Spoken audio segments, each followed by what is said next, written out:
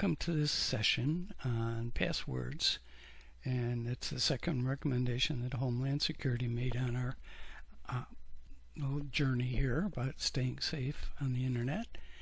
And their recommendation was kind of twofold. Number one, your password shall be at least 16 characters long, having all sorts of different numbers, letters, and special characters. And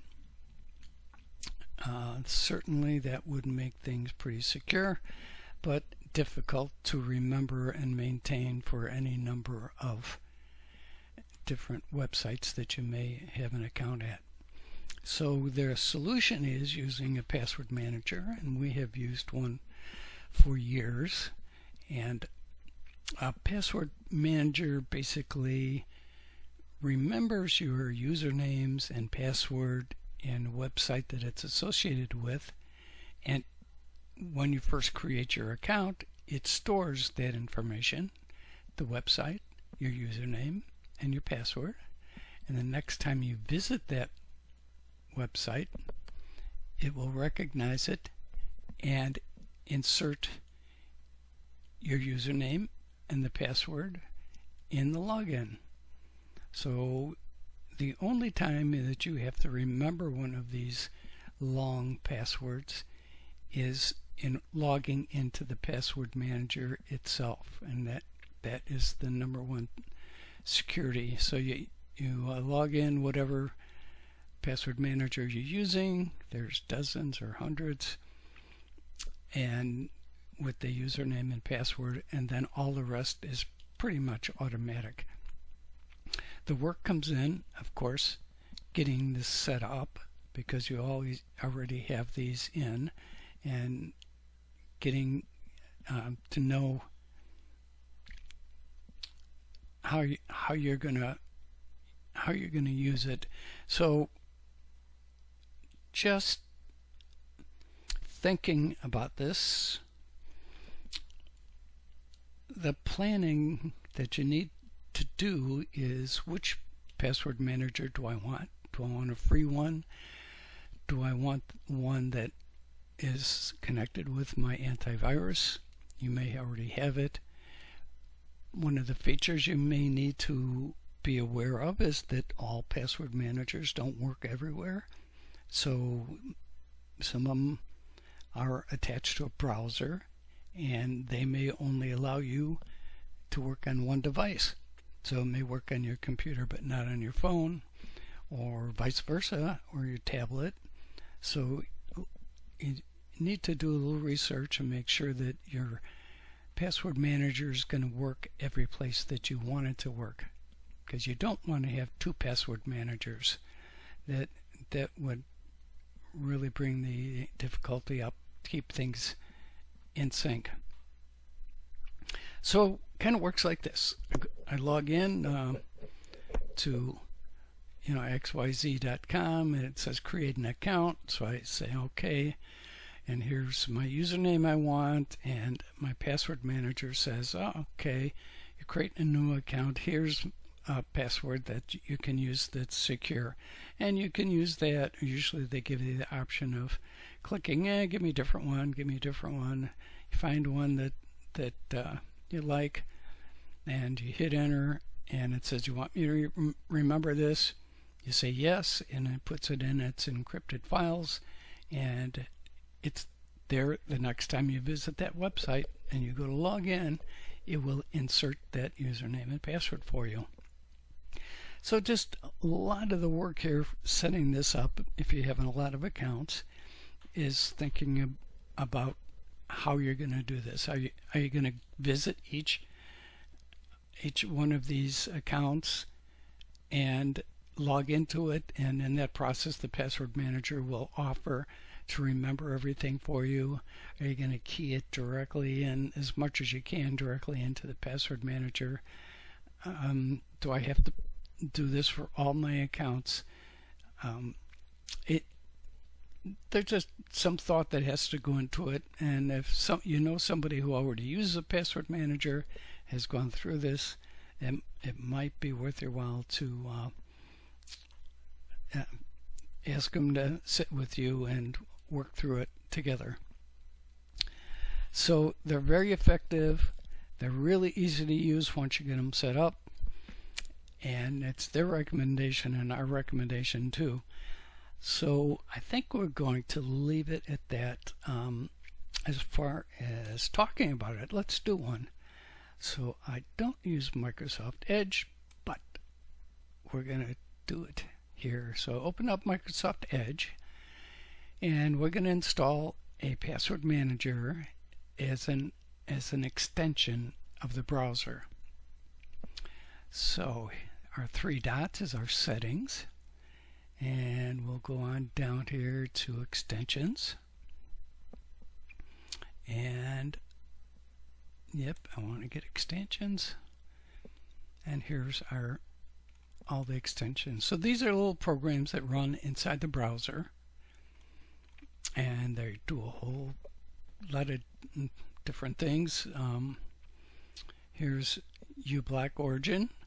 This is a ad blocker that works very well that I've used in the past, and they have Sound Booster. Guess if you're not getting enough sound out of your browser, there's one. There's screen readers. There's all kinds of apps on here. So we are going to look for Password Manager, and just Password Manager, and there's lots of them. There are hundreds of them. And before I started this video, I looked for another video on YouTube, and I couldn't find anything that wasn't either high drama or somebody trying to get you to take a picture of their QR code, and so they could recommend one and make some money at it. It's a lot of monetized YouTube videos out there. So here's all you need to do to get them. Everybody's rated. I use Firefox. Firefox does their recommendations. I'm not seeing that happen here, but they are rated. And Bitwarden and Keeper, never heard of that. Norton I've heard of, and Norton, it just has a bad reputation anymore. It's been hacked so many times, and its password manager has been hacked in the past. Avira, so this might be one to look at if that's your antivirus. It's got a 4-star rating. So let's ESET. Let's try them. We'll just install that. So here, the ESET Password Manager. We're going to get it. And here it is. This extension can read and change all your data on all your websites, read and change data, your favorites, modify data, and copy and paste.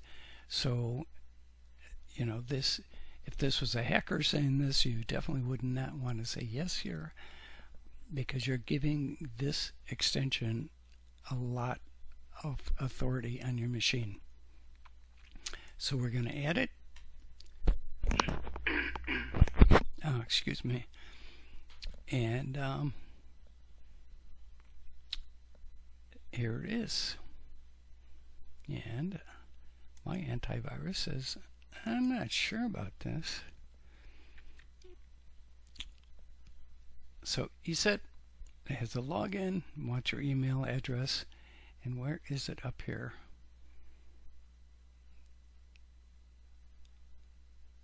Here's our extensions. Here's ESET. Here's the pin. So we can pin it here, which we probably need to do because we're going to log in every time that we turn the machine on. And we can hide it again if we want to. So here's the first thing you would do when you sign on. You would log in, put your email address in here.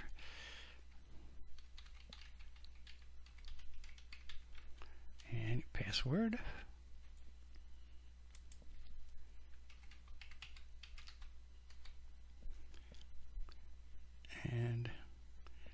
remember me. Now this is interesting. Helps you stay logged in longer. How can you not? Your risk of forgetting your master password and losing your data. So I doubt very much that you want to remember your master password, because it just embeds it into the browser somewhere. I don't know where, but I don't want my master password remembered anywhere except in my mind. So I would not click Remember Me. Provide diagnostic data for error analysis. That'd be pretty iffy on that. Then we do a create account. Boom, and then we'd be done. Next time we log in, every time we get on here, we log in with our email address. We come up to a site like this, and the password manager would remember my email address. It would remember my password. It would put those things in. And again, this remember me always gives me pause here. I don't want this remembered, even if it's encrypted, embedded in the browser data somewhere. You need to know this. You need to know your master password. So that is about it. If you change your password, you forget your password, and other than your password manager, it's going to go through the usual asking you for your father's birth date, or what city some relative was born in. Whatever your security questions are, it's going to go through that. So, and then it will update that information, and it'll ask you before it does it. So that's it. I've never worked with this ESET, so I just picked it at random. This is not a recommendation or opinion of any kind. So that's more or less how it works. Be better probably to have a class to do this, and or sit down with somebody who has experience in this. If they have password manager and they have good feelings about theirs, then that would be the best idea. Sitting with a friend or relative is always doubles the good part. So we're going to end this here. So you need a safe password, and the best way to do that we know of right now is a password manager. And with that, I wish you the very best, and stay safe on the internet.